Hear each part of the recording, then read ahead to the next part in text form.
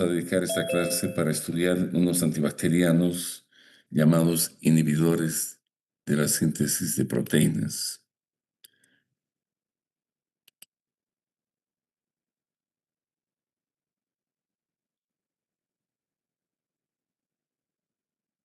Esto es parte del tema de farmacología especial, que es la que hemos empezado, el bloque nuevo. Y este grupo de fármacos ocupa un lugar fundamental porque incluyen pues algunos de los antimicrobianos más utilizados en la práctica clínica. Y a lo largo de estas clases vamos a ir analizando cómo estos fármacos interfieren con la maquinaria de producción de proteínas bacterianas, cuáles son los principales representantes del grupo, sus indicaciones clínicas y sus limitaciones que las tienen. Ya no voy a poder aceptar más gente, creo, porque es mucho perjuicio. Tengo que parar la charla para que entren. Bien, entonces estos fármacos ejercen su acción interfiriendo con el funcionamiento ribosomal bacteriano. Aunque pertenecen a familias químicas diferentes, comparten el mismo objetivo, el ribosoma, el ribosoma bacteriano, que es el que produce las proteínas que son indispensables para que la bacteria crezca y sobreviva.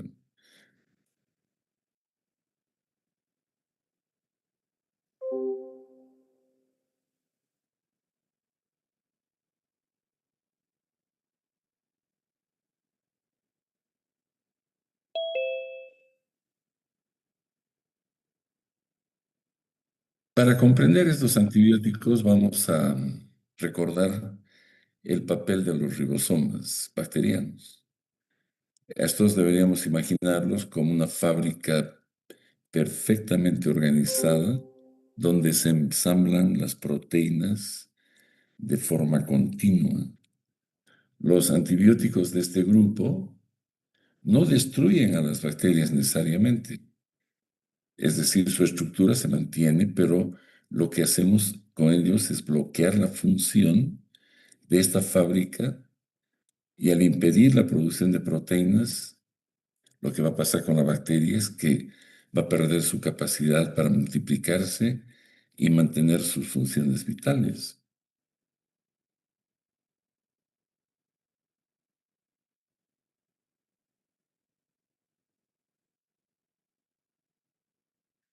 Creo que es el último grupo que acepto que entre. Bien. Sí, llegando media hora después de que la clase de empezó. Bueno, en esto, desde el punto de vista clínico, estos antibióticos tienen una enorme importancia porque participan en el tratamiento de infecciones respiratorias, digestivas, cutáneas y de tejidos blandos.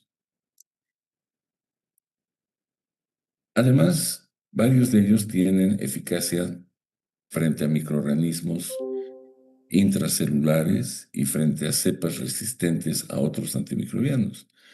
Por eso, el conocer sus características farmacológicas resulta esencial para que podamos hacer prescripciones racionales frente a pacientes con infecciones.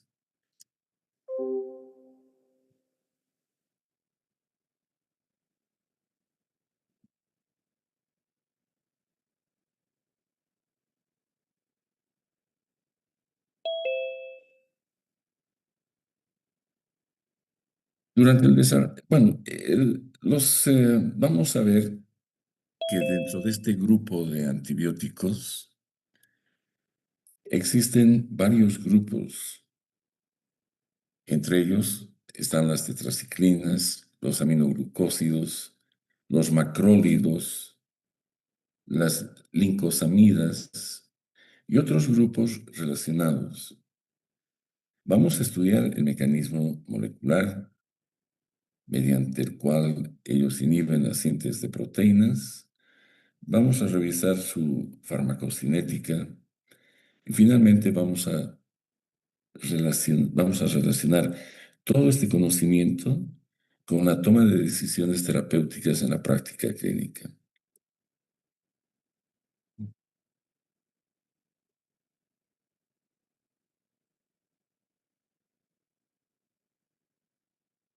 Existe una frase que la pongo aquí arriba. Esta frase resume el objetivo de la farmacología clínica, de la farmacología clínica moderna, ¿no? No se debe prescribir por costumbre, sino por conocimiento. Cada antibiótico posee características particulares en cuanto a su mecanismo de acción, su espectro, su toxicidad, resistencia bacteriana, etc. La selección adecuada exige, pues, comprender estos elementos para maximizar la eficacia terapéutica y minimizar los riesgos.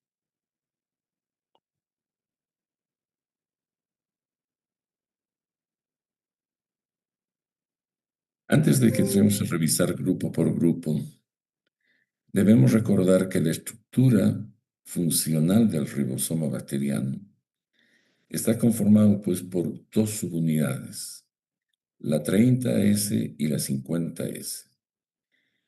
En el proceso de transducción participan al menos tres sitios funcionales que están esquematizados acá. El sitio A, que también es llamado aceptor, donde ingresa el aminosil RNA transportador. El sitio P, que es el peptidil, donde se va manteniendo la cadena peptídica que se va incrementando aminoácido por aminoácido y que va en crecimiento. Y el sitio E, que es el sitio de eyección. ¿Para qué sirve este sitio de eyección? Pues es donde entra el ARN transportador que ya dejó su aminoácido, cumplió su función y va a ser eyectado otro exterior.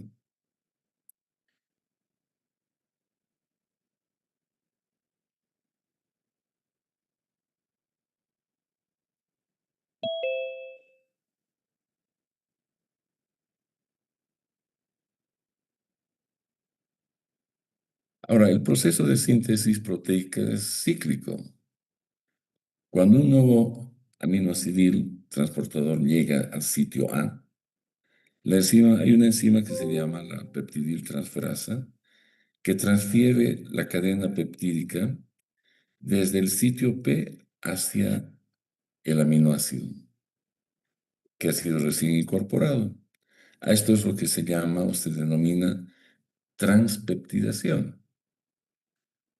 Esa transpeptidación posteriormente, eh, una vez que se ha producido la transpeptidación, viene la translocación, que es el retornar nuevamente con el nuevo aminoácido la cadena de aminoácidos al sitio P, ¿no? Entonces ya ha sido en el sitio E y ha sido expulsado nuevamente el transportador que va a traer otro aminoácido seguramente, ¿no? Y así sucesivamente los aminoácidos van aumentando la cadena y el ciclo vuelve a comenzar y es una máquina de tejer aminoácidos.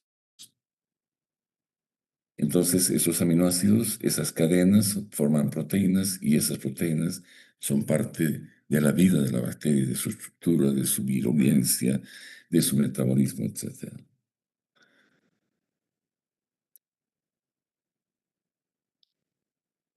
En esta figura están resumidas los diferentes puntos de acción de los antibióticos que inhiben la síntesis de las proteínas. Pues, como pueden ver en la subunidad 30S, eh, tenemos dos grupos de antibióticos que actúan a ese nivel, las tetraciclinas y los aminoglucósidos.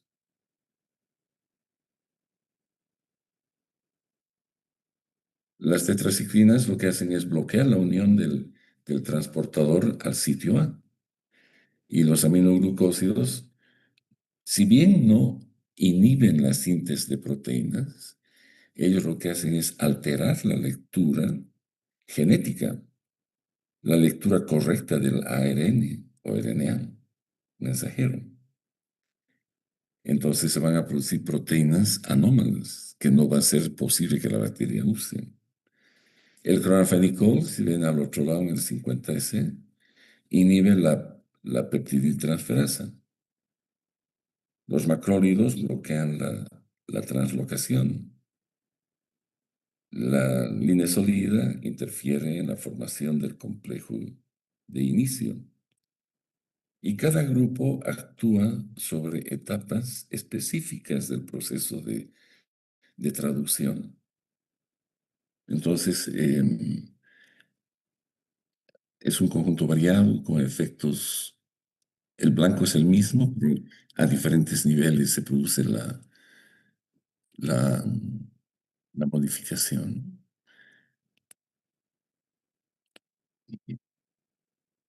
Sigue entrando gente, pero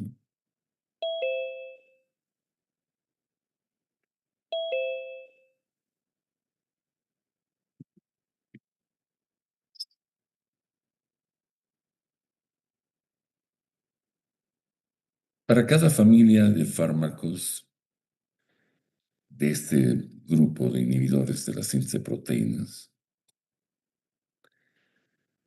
vamos a seguir un esquema bien sistemático de análisis. Vamos a revisar su origen, su clasificación y posteriormente vamos a entrar a estudiar los mecanismos de acción, el espectro antimicrobiano, las características farmacocinéticas, sus aplicaciones clínicas, los efectos adversos, las contraindicaciones y finalmente los mecanismos de resistencia bacteriana.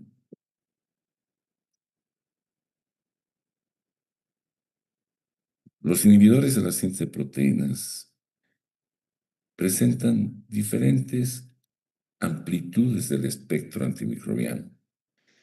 Entre los de espectro amplio se encuentran las tetraciclinas y el cloranfenicol. Son los que cubren más cantidad de bacterias.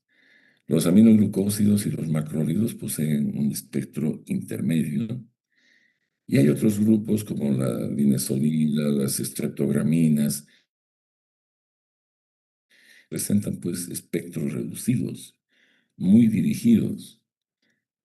En general, muchos de estos agentes son bacteriostáticos, es decir, no matan a las bacterias, impiden su réplica y obviamente debilitan su estructura.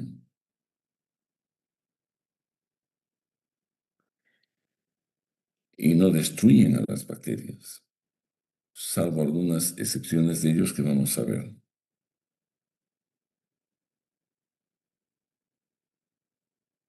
En esta diapositiva, lo que se hace es integrar los sitios de acción según la subunidad ribosomal que afectan.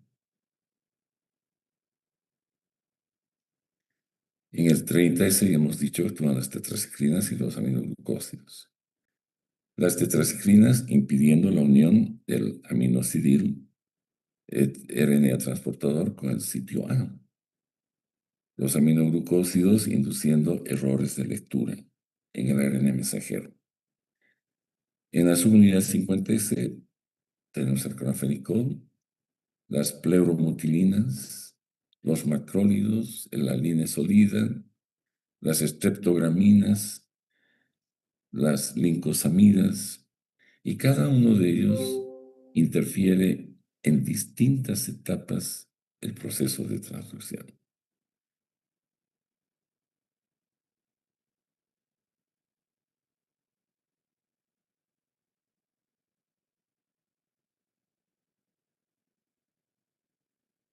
Entonces vamos a comenzar el estudio de las tetraciclinas, que son antibióticos derivados originalmente de una especie del género Streptomyces. Desde el punto de vista de su clasificación, pueden dividirse en naturales. Las naturales están la tetraciclina, la oxitetraciclina. Las semisintéticas, como la doxiciclina y la minociclina. Y las glicilciclinas, cuyo representante principal es la tigecyclina.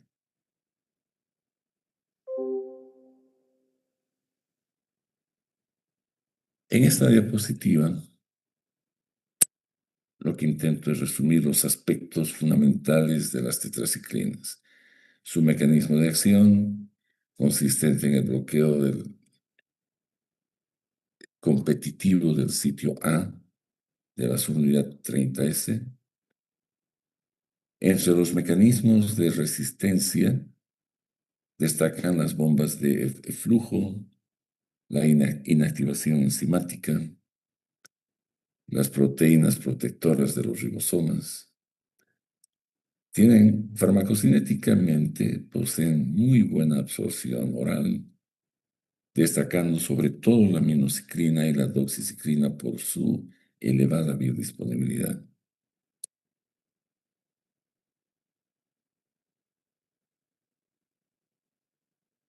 Las tetraciclinas inhiben la síntesis proteica mediante esa unión reversible a la subunidad 30S ribosomal, ¿no?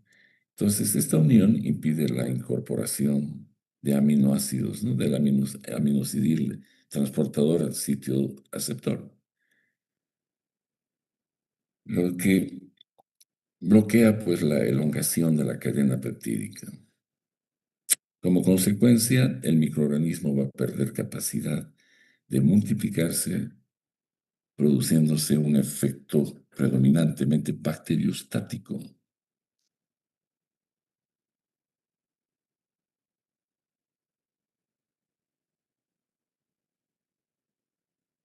En cuanto a las tetraciclinas, estas presentan, mejor dicho, una buena absorción oral, aunque puede verse significativamente reducida esta absorción en presencia de cationes bivalentes o trivalentes, como el calcio, el hierro, el magnesio. Estos que hacen, pues van a formar quelatos no absorbibles con el antibiótico. Y el antibiótico va a ser eliminado por las heces sin ninguna absorción. Además, presentan una amplia distribución tisular y son capaces de atravesar pues, la placenta. Esto hay que tener muy en cuenta, ¿eh? La eliminación varía según el compuesto. La tetraciclina como tal se elimina principalmente por la vía renal, mientras que la doxiciclina y la minociclina, que son semisintéticas, estas tienen una eliminación predominantemente biliar.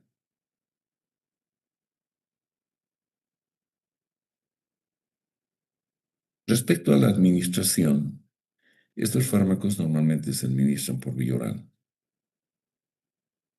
Es la más utilizada y la más recomendada además.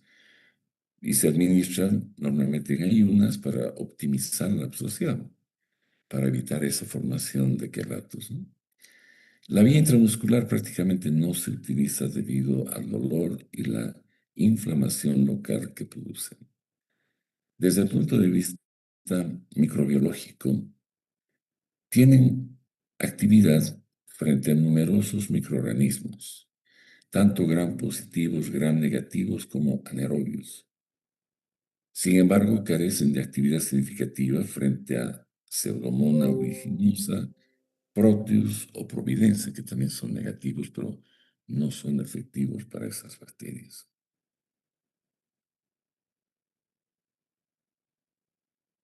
Las tetraciquinas se consideran antibióticos de amplio espectro por lo general, son activas frente a numerosos microorganismos, gram positivos, gram negativos y patógenos atípicos, donde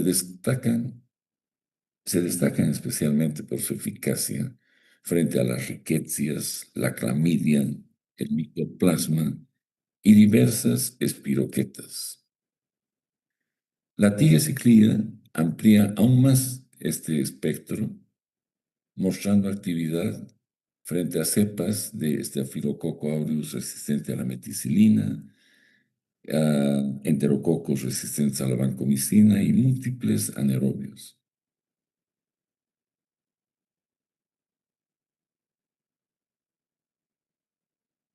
Con fines didácticos,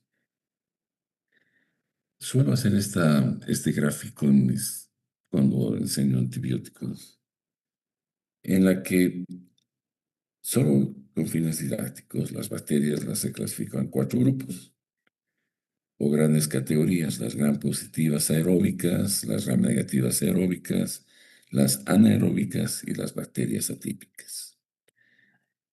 Y esta clasificación permite facilita el análisis del espectro antimicrobiano, permitiendo identificar rápidamente contra qué grupos de bacterias es útil cada antibiótico.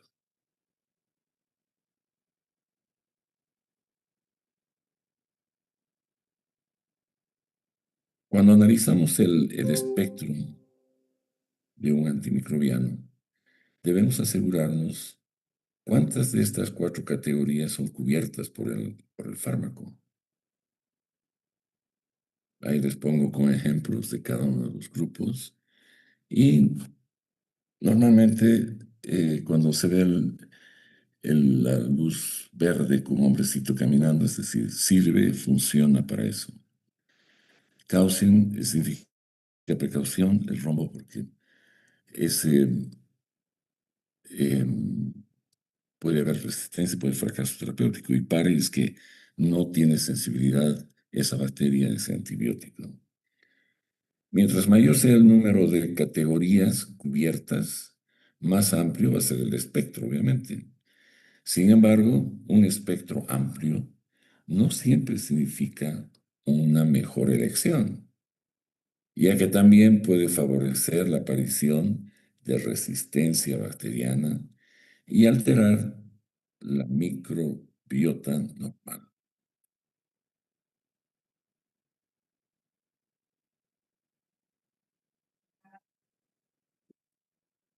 Las tetraciclinas, eh, a ver, estamos en esto. Miren, este es el cuadro donde ya estoy aplicando esta clasificación que he hecho. Voy a ver qué pasa aquí. Siguen queriendo entrar a esta hora.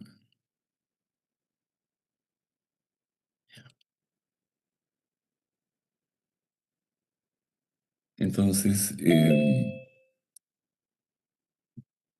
ustedes observan el espectro de las tetraciclinas, pues definitivamente lo que está en verde, lo que dice para lo que sirve,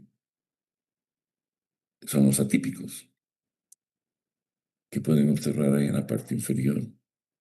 Está el hombrecito con luz verde caminando, indicando que las bacterias atípicas pueden ser muy sensibles para las tetraciclinas.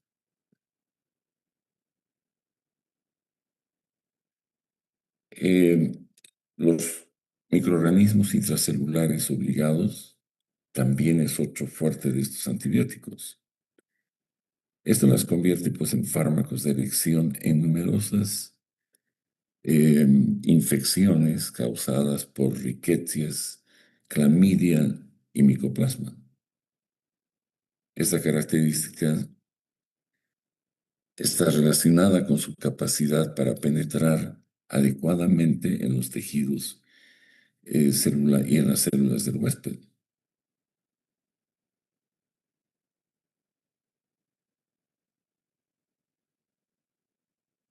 Bien.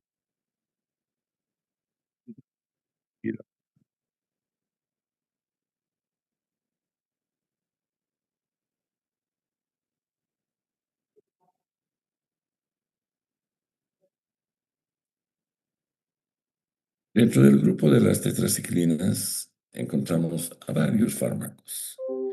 Los más conocidos y utilizados, entre ellos, ahí, como dice en esta lista, pues está la tetraciclina, la doxiciclina y la minociclina. Aquí es importante que ustedes observen que a partir de la minociclina se ha desarrollado la tigecyclina, que es llamada una glicilciclina derivada de este fármaco. Además, forman parte de este grupo la demociclina, la oxitetraciclina, la clortetraciclina y la metaciclina.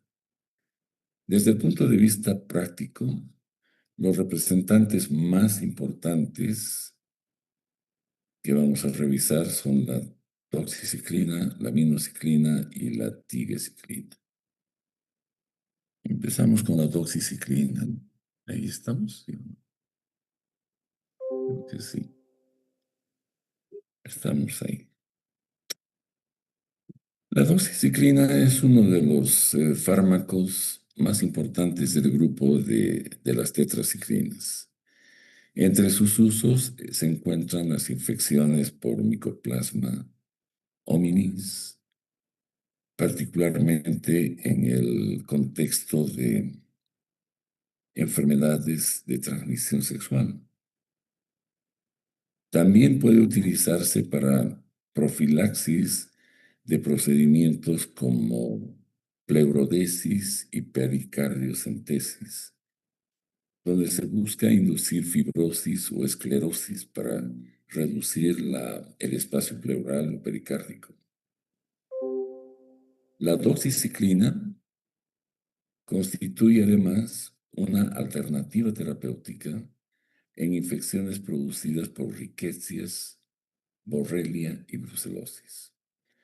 Otros usos incluyen infecciones como la clamidia y la cólera, y el cólera, ¿no? Adicionalmente puede también emplearse en el linfogranuloma venéreo, la enfermedad de Lyme, sífilis, anthrax, malaria. Esto van a ver la próxima semana seguramente, malaria y la filariasis.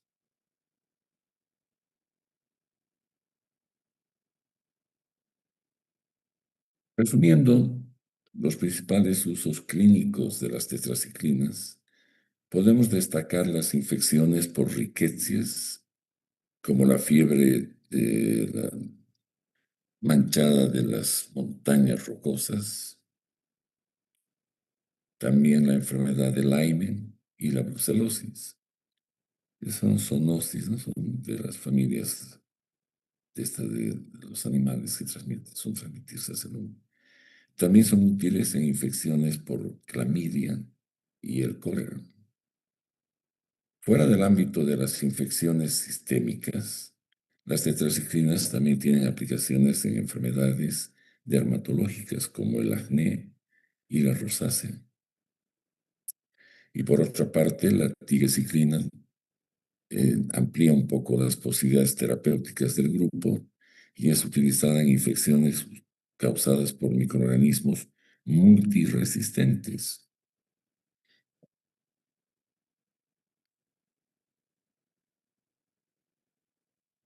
En este slide, ustedes pueden observar que dentro de las tetraciclinas existen otros fármacos con aplicaciones particulares. La mindociclina, por ejemplo, se utiliza en la lepra, el acné y la nocardiosis. La democlociclina tiene como uso destacado el manejo del síndrome de secreción inapropiada de hormona antidiurética. Entre los fármacos más recientes encontramos la sariciclina, que está indicada para el tratamiento del acné, la omadaciclina, que se emplea en neumonías e infecciones de la piel. Y finalmente la eravacyclina, que se utiliza en las infecciones abdominales complicadas.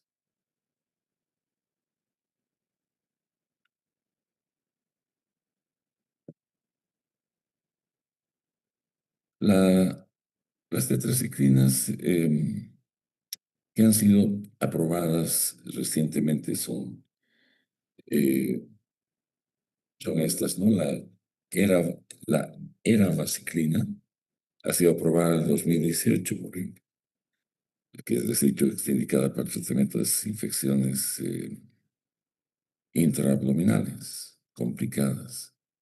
Ha sido diseñada justamente para superar mecanismos de resistencia bacteriana y presenta actividad frente a una amplia variedad de bacterias, gram positivas y gram negativas, incluyendo cepas resistentes.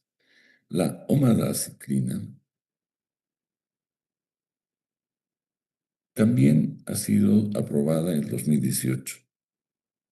Se utiliza en infecciones complicadas de piel y estructuras cutáneas, así como la neumonía adquirida en la comunidad, y constituye una alternativa para infecciones producidas por bacterias resistentes a algunos antibióticos convencionales. La sareciclina igualmente ha sido aprobada en 2018, está indicada para el tratamiento del acné vulgar severo y se caracteriza por poseer un espectro reducido enfocado principalmente a bacterias gram positivas asociadas al acné. Estas nuevas tetraciclinas representan avances importantes, ¿no es cierto?, para enfrentar la creciente resistencia que hay a los antibióticos. O sea, son una familia que están siempre mejorando. La tigecyclina es un fármaco relacionado con las tetraciclinas, obviamente. Su mecanismo de acción es el mismo que el de las tetraciclinas. Y respecto a su mecanismo de resistencia, pues el flujo del fármaco es muy raro. Desde el punto de vista farmacocinético, presenta una pobre absorción oral, por lo que se administra exclusivamente por vía intravenosa. Ese es otro problema de este antibiótico. Además, alcanza bajas concentraciones en sangre y orina. Por esta razón se utiliza solo para tratar infecciones urinarias, bacteremias. No se utiliza, perdón, no se debe utilizar, digo, para tratar infecciones que sean infecciones urinarias, bacterémicas, ni tampoco meningitis, porque no tiene buena concentración plasmática. Su espectro incluye generalmente bacterias gram positivas, gram negativas y anaerobias. Este, este slide, también relacionado a la tigecyclina, muestra un aspecto importante de este fármaco en su uso que está asociado eh, con aumento de la mortalidad. Por eso generalmente se reserva el tratamiento de infecciones resistentes solamente. Dentro de las bacterias gram positivas, presenta actividad frente al estafilococo aureus resistente a la meticilina y al estafilococo aureus resistente a la vancomicina. Y entre las bacterias gram negativas destaca la actividad contra la E. coli, la Klebsiella, el Enterobacter, el Acinetobacter, incluyendo cepas resistentes a carbapenémicos. Y también puede ser utilizada frente a organismos que producen el NDM1 beta-lactamasa, ¿no? Es del Nueva Delhi, ¿no? Este es una enzima, beta-lactamasa, que es potente y destruye la mayor parte de los antibióticos, pero se puede utilizar este fármaco para esto. Las, eh, las tetraciclinas tienen efectos adversos y esos efectos adversos, los más frecuentes son eh, relacionados con el tubo digestivo, las náuseas y los vómitos. Estos efectos constituyen una causa importante de la falta de adhesión al tratamiento.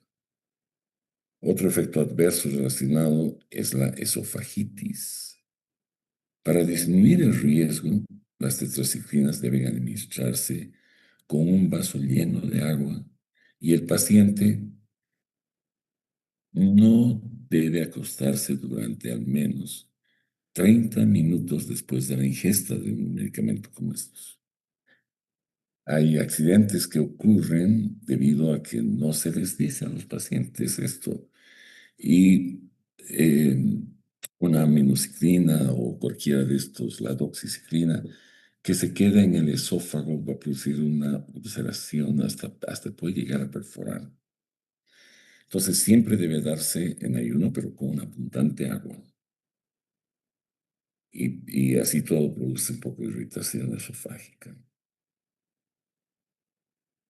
También puede producir nefrotoxicidad.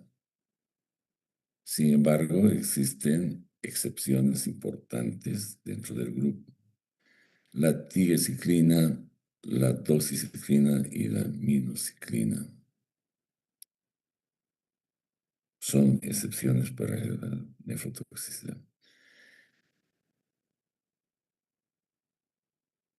La resistencia bacteriana frente a las tetraciclinas puede producirse mediante distintos mecanismos.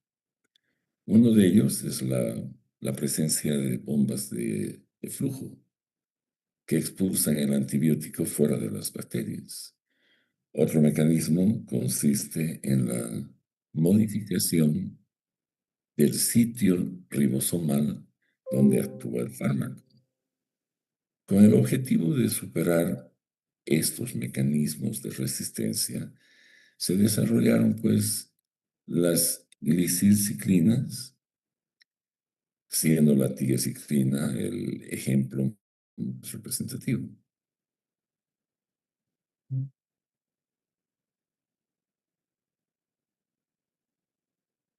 Las tetraciclinas pueden además producir diversos efectos adversos.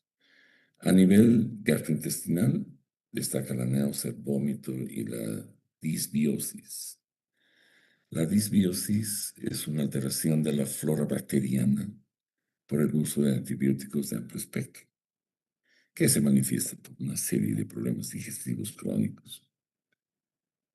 También puede causar fototoxicidad. En niños puede producir hipoplasia dental e hipoplasia ósea. A dosis elevadas existe riesgo de hepatotoxicidad. Y finalmente, el uso de tetraciclinas puede favorecer la aparición de infecciones fúngicas, hongos, oportunistas.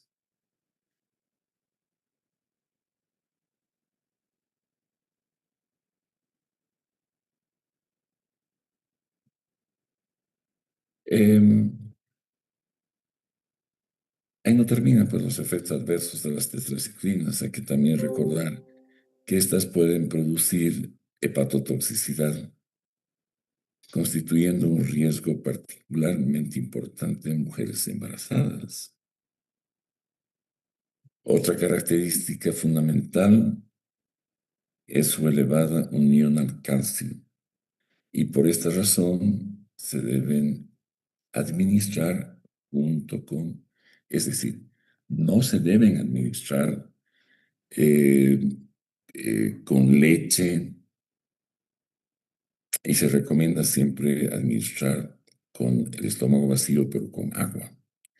No usar leche ni tampoco nada que contenga iones biotrivalentes o cationes, ¿no? Porque se pueden formar complejos no absorbibles. Como consecuencia de esta afinidad al calcio, pues las tetraciclinas van a depositarse en el hueso y en los dientes. Y a nivel óseo pueden ocasionar un crecimiento anormal, mientras que en los dientes producen una decoloración amarillenta. A los niños que intraútero la madre toma tetraciclina, cuando nacen, la primera dentición la hacen de un color oscuro, dientes negros, ¿no? Oscuros. También se ha descrito el síndrome de Fanconi, que está asociado con el uso de tetraciclinas expiradas. Es uno de los pocos fármacos, creo que cuando tiene fecha de caducidad hay que votar, porque la ingesta puede llevar a este síndrome de Fanconi. Otros efectos adversos incluyen el pseudotumor cerebral, que es un aumento de la presión intracraneana, y la fotosensibilidad. Las tetraciclinas pueden aumentar o pueden además actuar como inhibidores de la acción de la vasopresina, aumentando, ¿no es cierto?, la producción de orina, produciendo una diabetes insípida. Efecto que alcanza su máxima expresión con la temociclina. Y finalmente, la minociclina puede producir una vestibulotoxicidad, una toxicidad vestibular con alteraciones auditivas.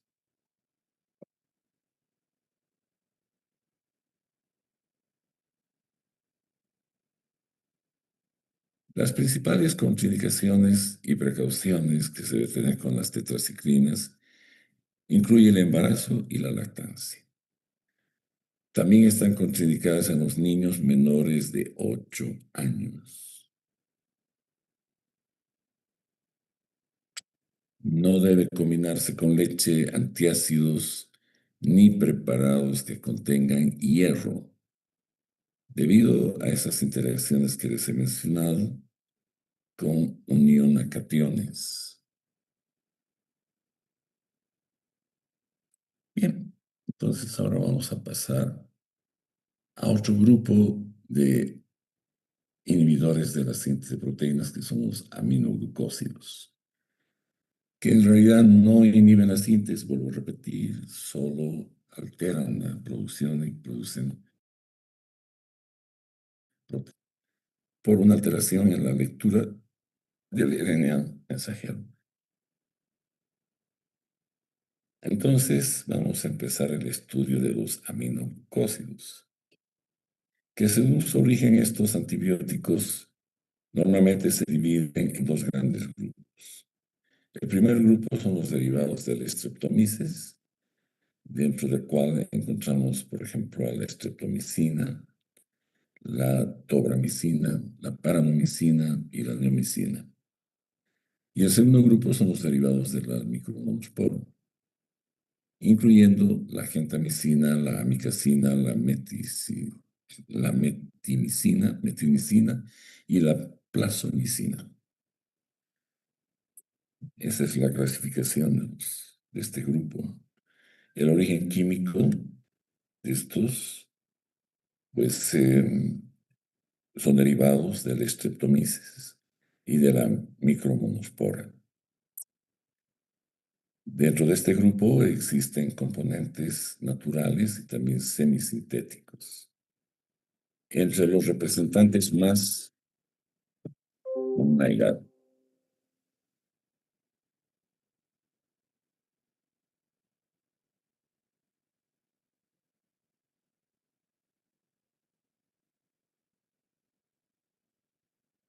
tiene que pasar. Ya, entonces decíamos que en este grupo pues están compuestos naturales y también semisintéticos. Entre los que son más representativos e importantes se encuentran la estreptomicina, la gentamicina, la tobramicina, la amikacina, como pueden ver, la neomicina y la plasmicina.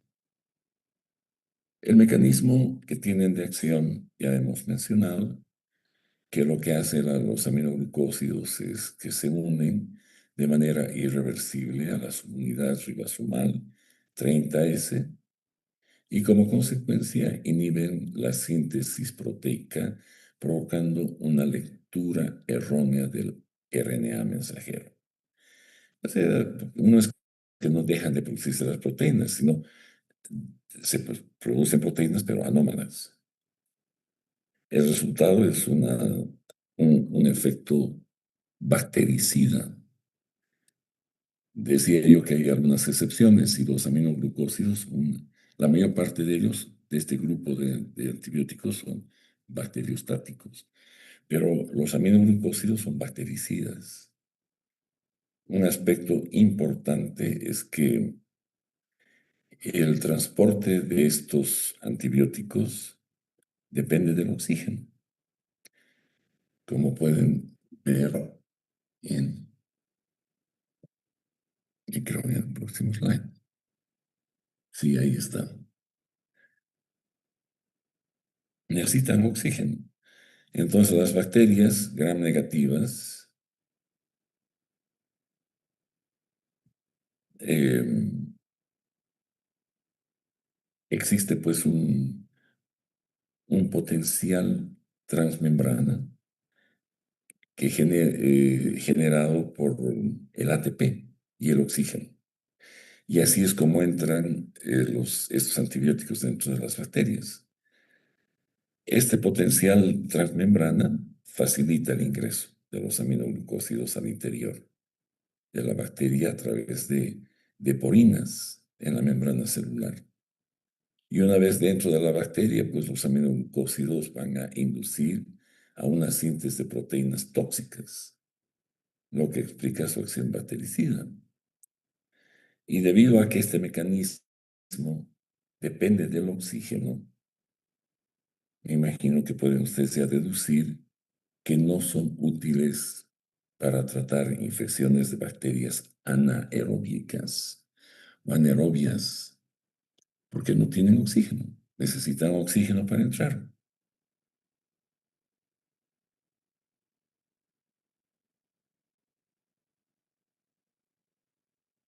En cuanto al mecanismo de resistencia, el más eh, frecuente es la inactivación enzimática. Sin embargo, existen excepciones importantes, ¿no? Particularmente con la micacina y la metilmicina. Otro mecanismo de resistencia consiste en la alteración de la estructura ribosomal 30S. Según eh, este mecanismo que estamos viendo específico para la estreptomicina, ¿no? Desde el punto de vista farmacocinético, los aminoglucósidos presentan una absorción oral muy pobre. Y por esto es que se administran casi exclusivamente por vía parenteral, mediante la vía intravenosa o intramuscular.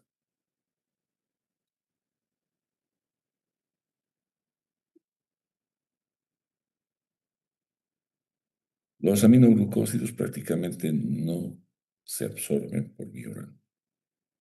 Por esto es que se administran por vía parenteral, intramuscular o intravenosa. Su distribución ocurre primariamente en el espacio extracelular, presentando escasa penetración a tejidos. La eliminación es renal, por lo que las dosis deben ajustarse cuando existe insuficiencia renal. Además, posee un efecto post-antibiótico prolongado. ¿Qué significa esto del efecto post-antibiótico?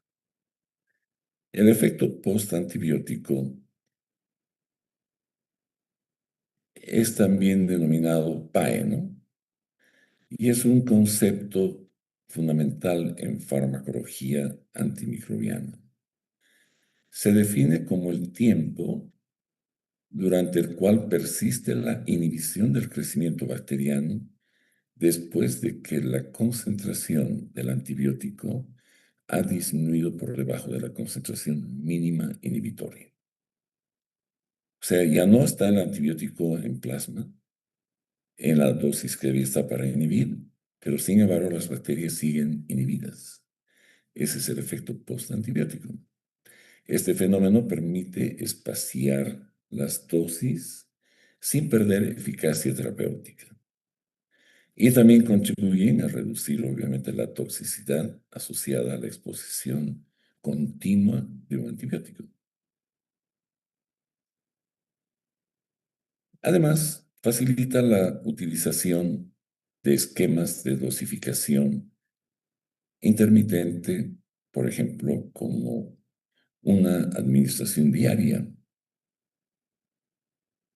Y finalmente permite diseñar tratamientos más racionales, aprovechando que el efecto sobre el microorganismo persiste incluso cuando ya no está el fármaco terapéuticamente en el plasma, es decir, en concentración terapéuticamente significativa.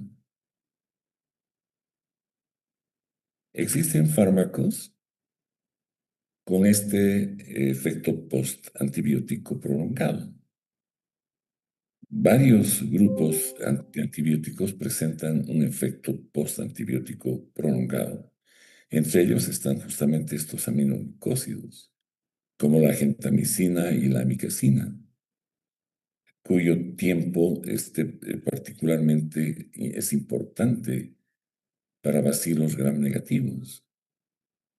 Las fluorquinolonas, como la ciprofloxacina, la levofloxacina, también tienen un efecto prolongado frente a bacterias gram negativas como gram positivas.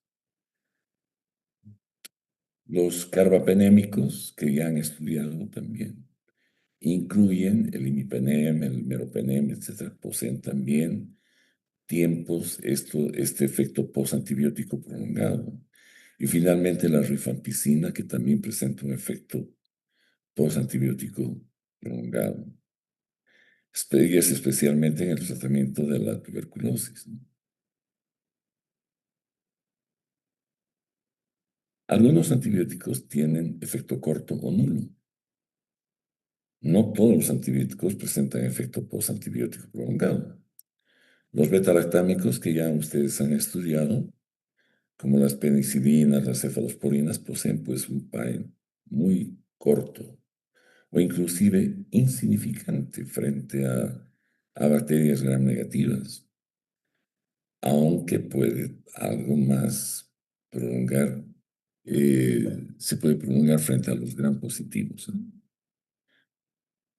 Respecto al mecanismo del efecto postantibiótico, este no se comprende completamente. Sin embargo, se considera que intervienen factores, entre ellos la presencia de lesiones subletales en las bacterias, el reequilibrio, el reequilibrio de la maquinaria proteica bacteriana, y al tiempo que tarda pues la célula en reiniciar su ciclo de replicación.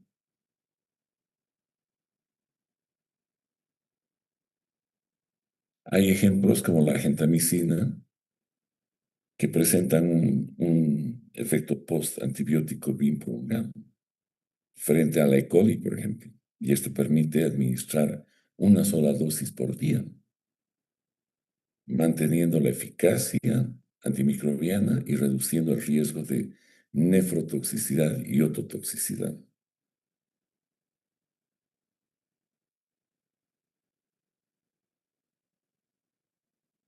Aquí, esto lo que les he puesto acá es un caso clínico. Una paciente de 28 años que tiene un problema de pielonefritis aguda y recibe un tratamiento inicial con gentamicina. Y después de 48 horas presenta mejoría clínica significativa. La pregunta es por qué no es necesario administrar este antibiótico cada 8 horas, como ocurre con otros antimicrobianos. Pues la respuesta está justamente en que es el efecto postantibiótico el que permite esto. Y la justificación es que la gentamicina pues tiene un efecto postantibiótico prolongado, especialmente frente a bacilos gram negativos como es el E. coli, y permite espaciar la administración a una sola dosis diaria. Y esto evita la nefro y la ototoxicidad también.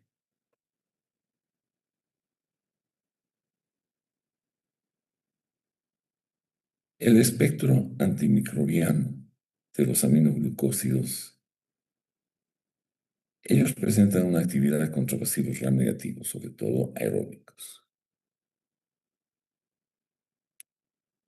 Entre estos microorganismos destacan la E. coli, la Klebsiella y la Pseudomonas.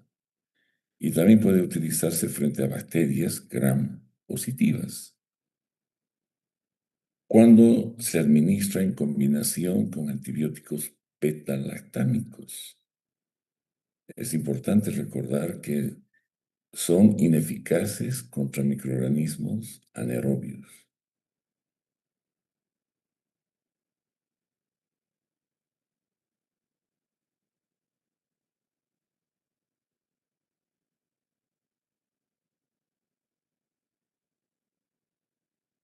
¿Cuál es la actividad antimicrobiana de los aminoglucósidos? Según el tipo de microorganismo, ¿no? Frente a las bacterias gram positivas, se utilizan principalmente en forma sinérgica contra los estafilococos, estreptococos, enterococos y la Listeria monocytogenes. En las bacterias gram negativas presentan actividad frente a hemófilos influenza, ¿no? Los miembros de los Enterobacteriae y la Pseudomonas aeruginosa. Además, algunos de los aminoglucósidos poseen actividad contra microorganismos, es decir, micobacterias, incluyendo la Mycobacterium tuberculosis y el Mycobacterium avium complex. Esta dispositiva también enfatiza que una de las fortalezas principales es frente a los gram negativos, mientras que carecen de actividad contra los microorganismos anaerobios y los atípicos.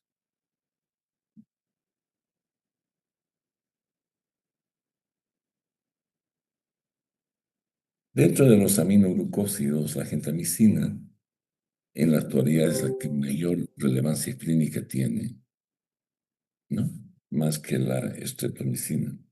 La estreptomicina puede ser utilizada como fármaco de elección en la peste y la tularemia, pero generalmente en combinación con las tetraciclinas.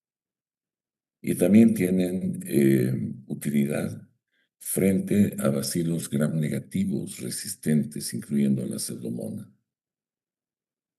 el Enterobacter, el Actinobacter, y cuando existe inactividad enzimática, los aminoglucósidos que conservan actividad son la amicacina y la metilmicina. Y finalmente la estreptomicina, la amicacina, la capreomicina, la kanamicina, pueden emplearse pues como fármacos de segunda línea en la tuberculosis. Esto van a ver la próxima semana, supongo.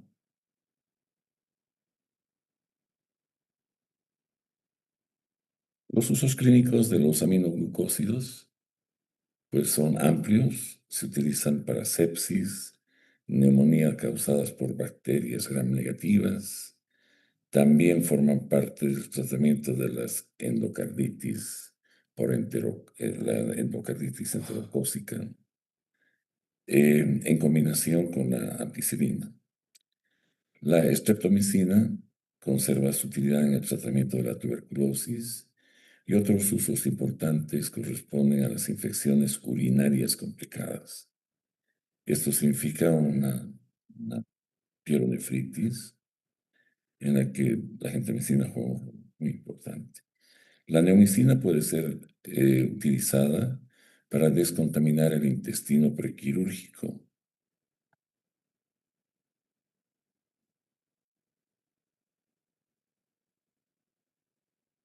El uso racional de los aminoglucósidos incluye su combinación con antibióticos betalactámicos para aprovechar el efecto sinérgico. Durante el tratamiento es importante realizar una monitorización de los niveles plasmáticos, evaluando siempre las concentraciones pico y las concentraciones que se crucen en valle, que es ¿no? lo más estable. Asimismo, debe evitarse la administración simultánea con otros fármacos nefrotóxicos, sobre todo la vancomicina, los antiinflamatorios no esteroideos y la anfotericina B. Ya voy a terminar, o sea, vamos con calma. Ya estoy terminando. La plasomicina, la tobramicina y la neomicina, tres aminoglucósidos que tienen algo de importancia para mencionarlos. La plasomicina está indicada principalmente en infecciones urinarias complicadas y en las pielonefritis. La tobramicina puede ser administrada por vía inhalatoria. Su principal aplicación es la neumonía por pseudomonas en pacientes con fibrosis quística. La tobramicina es más efectiva que la gentamicina y la estreptomicina en este contexto del paciente con fibrosis quística. La neomicina se caracteriza por ser pues, un aminoglucósido más tóxico. Su administración por vía oral puede ser utilizada para esterilizar el intestino en pacientes con encefalopatía hepática, para evitar que se forme el amoníaco, que es el que lleva al coma al paciente. Sin embargo, actualmente la rifaximina oral es el fármaco de elección para esta situación.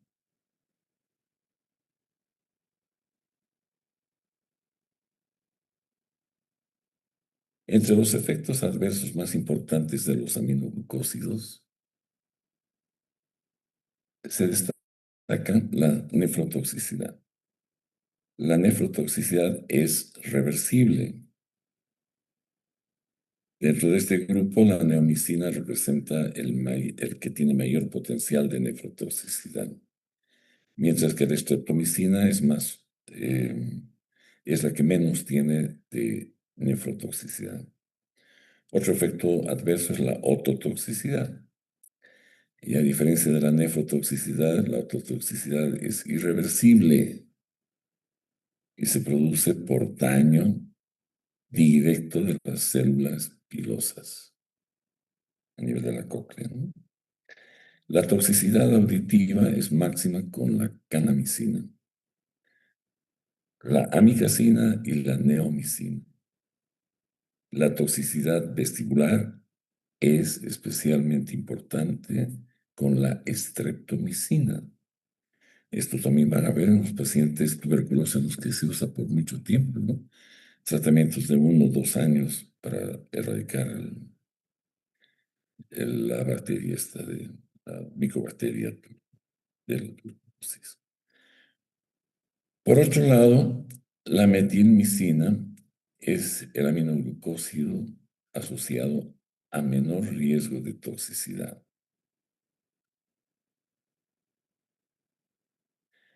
Resumiendo entonces, los principales efectos adversos de los aminoglucósidos son la nefrotoxicidad, que generalmente es reversible, la autotoxicidad, que se caracteriza por ser irreversible, el bloqueo neuromuscular. Además, estos fármacos están contraindicados durante el embarazo.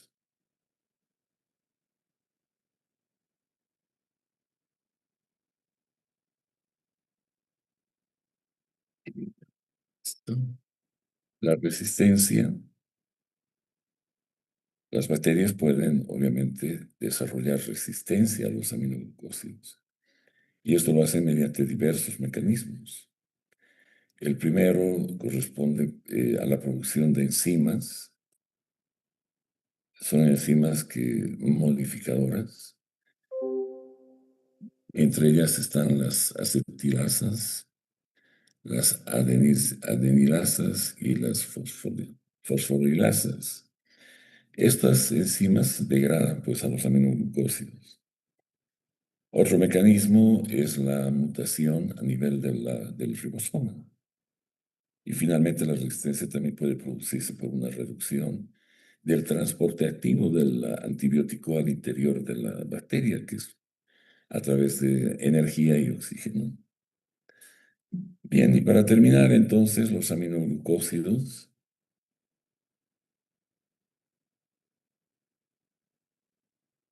pueden provocar toxicidad neuromuscular. Este es un efecto relacionado con una disminución de la acción de la acetilcolina a nivel del receptor nicotínico muscular. Como consecuencia, se incrementa el efecto de los relajantes musculares no despolarizantes. Y dentro del grupo, la neomicina es la que presenta el máximo efecto neuromuscular, mientras que la tobramicina es la que tiene menos efectos a ese nivel. Esta diapositiva también señala que la administración intraocular de gentamicina puede asociarse con maculopatía y ceguera. Finalmente, una contraindicación importante es el uso de los aminoglucósidos en el embarazo.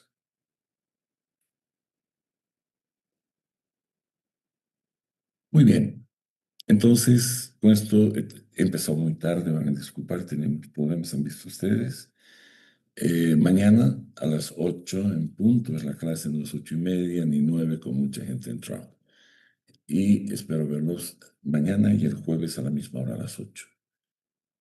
Que estén bien, cuídense.